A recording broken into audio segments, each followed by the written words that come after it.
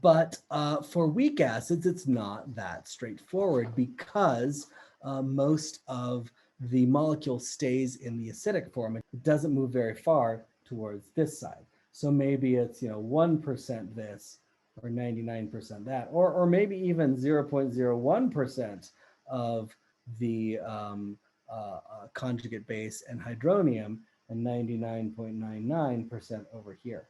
All right, so that we have to find a way to quantify this, because if we're going to calculate the pH, we can't just assume it entirely disassociates, because it doesn't. It doesn't. And so let's take a look at, say, something like acetic acid. Here's a picture of it.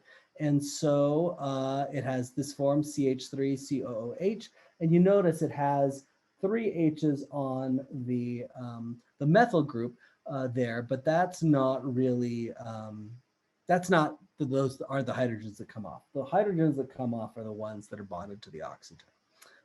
And so this is a weak acid, it's vinegar, and this would just end up being equal to the acetate ion plus hydronium. Okay, and so the equilibrium constant for this reaction, so this is the reaction of acid dissociation.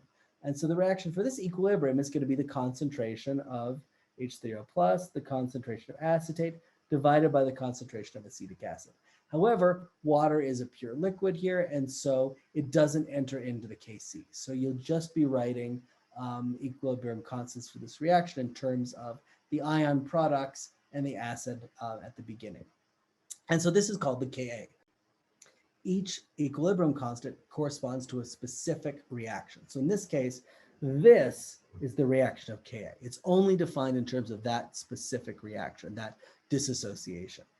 And more generally, if it's not acetic, this is just for acetic acid, more generally, you'd write it in terms of the conjugate base on top, because that's a product, plus hydronium, divided by the concentration of the conjugate acid. So that is what Ka is. And to save space, we sometimes use, because who wants to write exponents all the time? We talk about the pKa of a molecule, minus log 10. This time, instead of the concentration of OH, minus log 10, the Ka. So that's the pKa, and that's generally how you see things tabulated. You'll see weak acids tabulated by their pKa, because then you could, writing 3.4 is easier than writing 1.0 times 10 to the whatever. So that's what they look like. So the Ka is just 10 to the minus pKa to convert back and forth, back that way as well. So given this formula for Ka and the formula for pKa, then for weak acids, Ka is less than 1, meaning we have more HA, more of the acid, and less hydronium. For very weak acids, the Ka will be far less than 1, so far more HA and very little hydronium. For weak acids, then, because the pKa is minus 10 log the Ka, for weak acids, generally, you'll see pKa's in the range of 2 to 7, and for very weak acids, the pKa is in the range of 7 to 14. It doesn't really get above that. So that would be, what you'd see in terms of standard pKa, somewhere between 2 and 7, if it's if it's moderately strong, it's not that weak, and somewhat greater than that for very weak acids. Okay, so that's what you want to be looking for. Some acids of various strength. So for each of these, we've got, the name of the acid, its formula, and this table is in the book as well.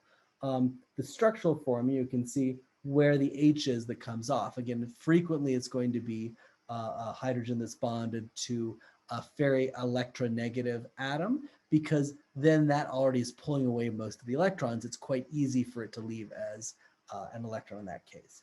So the ionization reaction, again, it's the acid plus the water reacting to produce hydronium plus the conjugate base of the acid, the Ka. So in this case, this is something that is a relatively strong weak acid. It maybe disassociates about 10% of it. And the pKa, is about 2.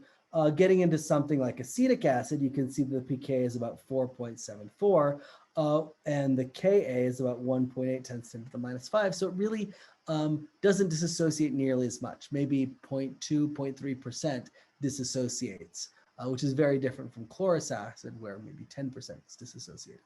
So these are the sorts of ranges of Kas and pKs that you'll generally see with common weak acids and bases.